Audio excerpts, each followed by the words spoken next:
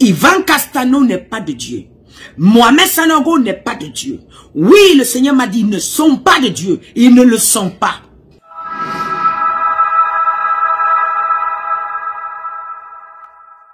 Cela fait maintenant plusieurs mois que cette femme ne cesse de faire des déclarations troublantes sur les réseaux sociaux.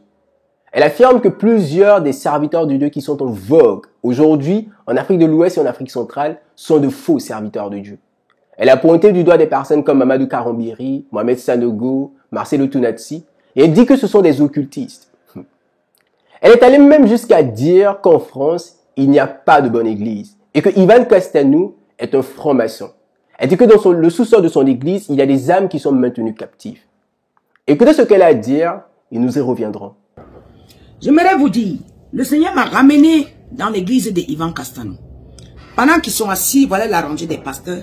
Mais en face, là où on se tient pour prêcher, tous des francs-maçons qui sont assis. Mais pendant le moment où il veut se lever pour aller prêcher, je vois, on prend un petit livre, on monte. C'est des gens qui sont habillés en franc-maçonnerie qui montent poser le livre. Je continue à regarder. Entre-temps, en bas, je vois des femmes, des belles femmes qui sortent, qui montent, ils sortent comme des esprits. Ils s'introduisent dans la salle. Et quand ils s'introduisent dans la salle, ils vont s'approcher, ce qui a attiré mon attention. Quelqu'un qui vient d'arriver, ils vont s'approcher de cette personne. Ils vont écouter la parole comme de rien n'était. Mais ce qui est sûr, ils vont essayer de bouger jusqu'à... Ils vont essayer de toucher la personne qui est collée. Et c'est une marque qu'ils ont posée sur la personne. À travers la marque qu'ils ont posée, si tu as une grâce précieuse, qu'ils ont vu que l'étoile qu'il faut récupérer. J'ai vu d'autres personnes que tu as assis comme ça, on te tire seulement. Donc, le sol s'ouvre là où tu es assis, on te tire seulement. Au sous-sol, il y a des gens qui sont en esclaves depuis des temps et des temps. Les gens sont en esclaves au sous-sol depuis des temps et des temps. Il ne peut pas sortir. Et le Seigneur me dit, regarde, ce sont des francs-maçons. C'est pour ça que vous regardez, il fait le signe-ci en même temps Mohamed Sanogo. Au sous-sol de Mohamed Sanogo, c'est la même chose. Ivan Castano n'est pas de Dieu.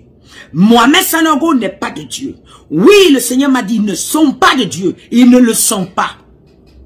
Il y a un autre couple que je les ai vus sortir du puits, habillés en blanc. Oh. Le jour que Dieu me montre et je vois comment le couple sortait de l'eau. Le jour que Dieu révélait comment le couple de Marcelo sortait du puits. Et c'est le même puits que je vous parlais. Habillé en blanc. J'ai dit, Seigneur, c'est quoi? Il dit, c'est le cœur. Il prêche ma parole, mais le cœur. Il prêche ma parole, mais le cœur. J'ai dit, c'est quoi, Seigneur? La convoitise. Marcelo a été détourné par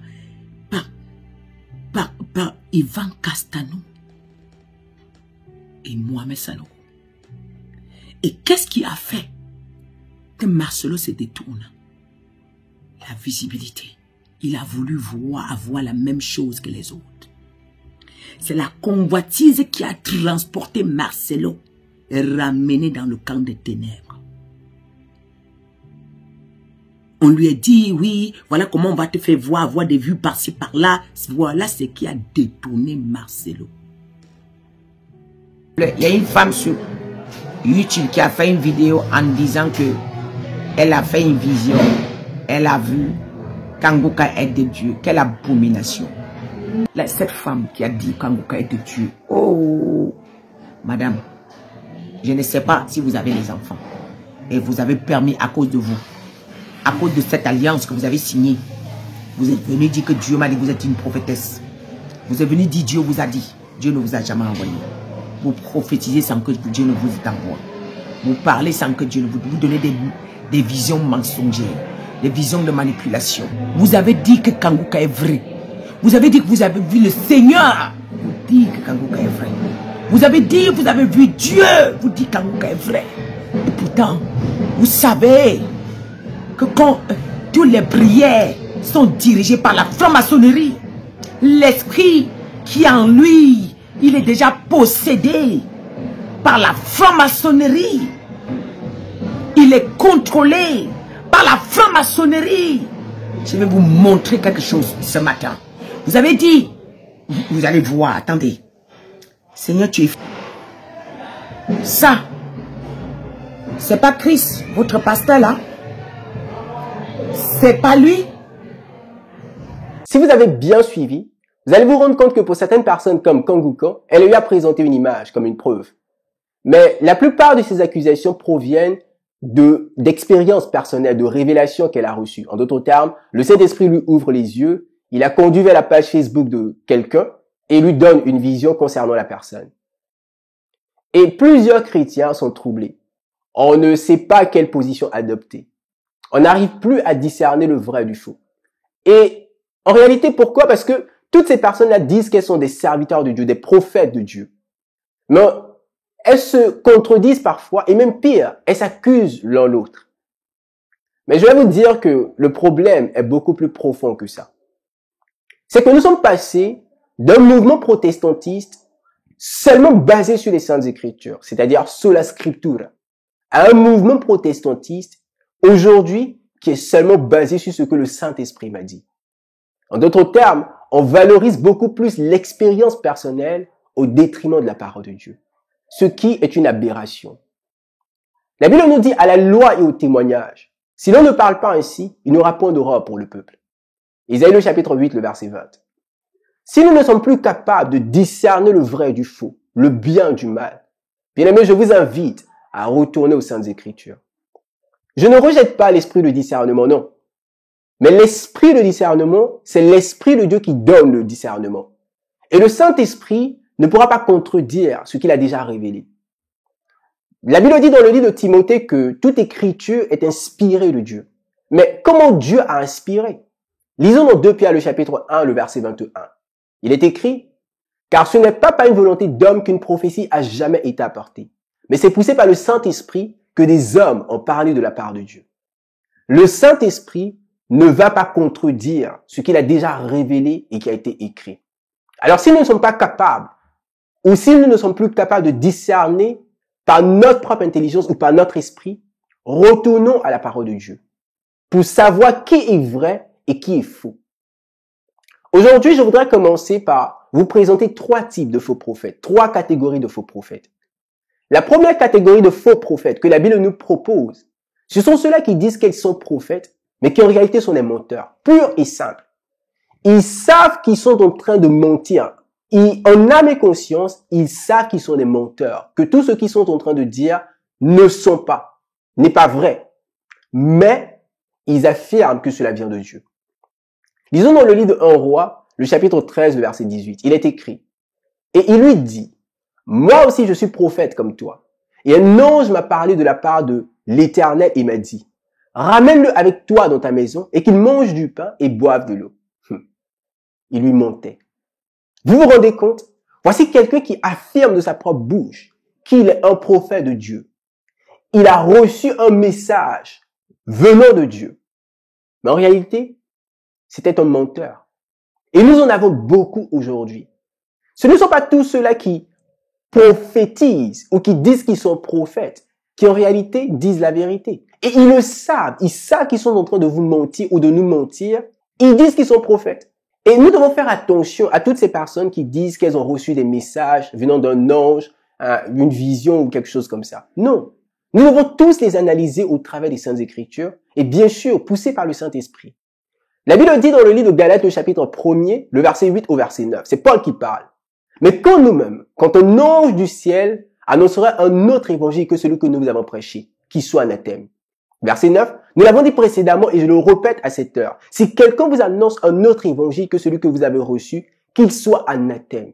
Bien aimé, même si un ange vient nous présenter quelque chose qui est contraire aux Saintes Écritures, la Bible dit que nous devons le rejeter parce que c'est un menteur. Deuxième catégorie de faux prophètes. Akab était en train de se préparer pour la guerre. Il a réuni tous ses prophètes et leur a posé la question de savoir s'ils retourneraient vainqueurs de la guerre. Tous à l'unisson comme une chorale vont lui dire oui. Si jamais tu pars, le Seigneur va livrer tes ennemis entre tes mains.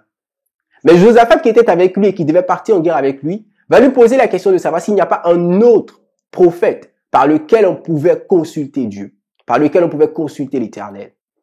Alors ils vont faire venir Michée. Et écoutez ce que Michée va dire dans 1 Roi, le chapitre 22, le verset 19 au verset 22. Et Michée dit, écoutez donc la parole de l'Éternel. J'ai vu l'Éternel assis sur son trône et toute l'armée des cieux se tenant auprès de lui, à sa droite et à sa gauche. L'Éternel dit, qui séduira Akab pour qu'il monte en Ramoth, à Galate, et qu'il y périsse? Ils répondirent l'un d'une manière, l'autre d'une autre. Et un esprit vint se présenter devant l'Éternel et dit, moi, je le séduirai. L'Éternel dit, comment? Verset 22, je sortirai, répondit-il, et je serai un esprit de mensonge dans la bouche de tous ses prophètes. L'Éternel dit, tu le séduiras et tu en viendras à bout. Sors et fais ainsi. Au verset 23, Michée va affirmer que tous ces prophètes-là, les prophètes d'Akab, étaient animés d'un esprit de mensonge. Mais le problème, c'est que ces personnes-là ne savaient pas qu'elles étaient animées d'un esprit de mensonge. Les prophètes n'étaient pas conscients qu'ils étaient en train de raconter des mensonges. Pour eux, ils étaient animés d'un esprit ou de l'esprit de Dieu. Et on le voit au verset 24. La Bible dit que Sédécias va venir et gifler Michée et lui dire, par quelle voie le Saint-Esprit ou l'Esprit de Dieu est sorti de moi pour te parler? En d'autres termes, il était tellement convaincu que c'était l'Esprit de Dieu qui était en train de parler au travers de lui, qu'il n'en avait pas conscience au fait. Mais en réalité, c'était un esprit de mensonge. Et cela me fait réfléchir et me fait penser. Dans Jean le chapitre 8, le verset 44, voici ce que Jésus va dire. Vous avez pour père le diable, et vous voulez accomplir les désirs de votre père. Il a été meurtrier dès le commencement, et il ne se tient pas dans la vérité, parce qu'il n'y a pas de vérité en lui. Lorsqu'il profère le mensonge, il part de son propre fond, car il est menteur et le père du mensonge. Question. Lorsque la Bible parle de l'esprit de mensonge, de quel esprit est-il question? Bien aimé, de la même manière qu'il existe l'esprit de Dieu, il existe l'esprit du diable.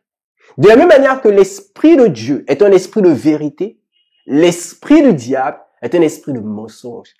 Et bon nombre de personnes sont animées d'un esprit du diable, d'un esprit de mensonge, mais en réalité, ne sont pas conscients.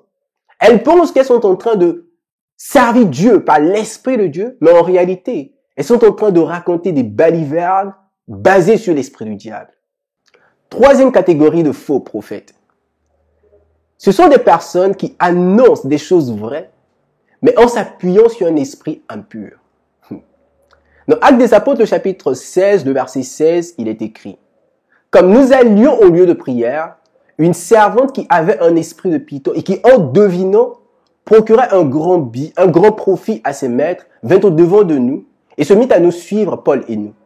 Elle criait « Ces hommes sont les serviteurs du Dieu très haut et ils vous annoncent la voie du salut. » Elle fit cela pendant plusieurs jours.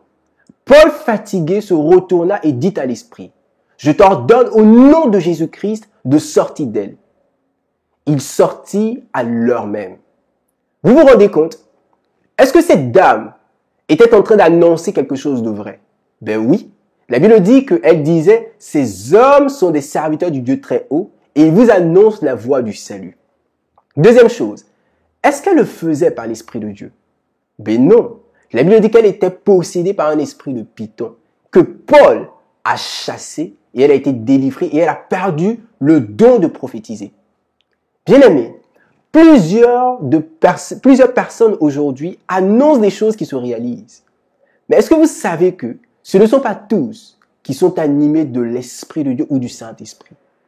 Cela sous-entend que nous devons faire très très attention. Nous sommes sur un chemin glissant. Le diable est infiltré partout, et ce, depuis des générations. Mais aujourd'hui, il est en train de se manifester de plus en plus puissamment. Et quelqu'un va me poser la question de savoir, mais finalement, comment est-ce que nous pouvons reconnaître les véritables prophètes de Dieu? C'est ce que nous allons étudier dans ma prochaine vidéo. Mais d'ici là, prêtez attention à vous et abonnez-vous.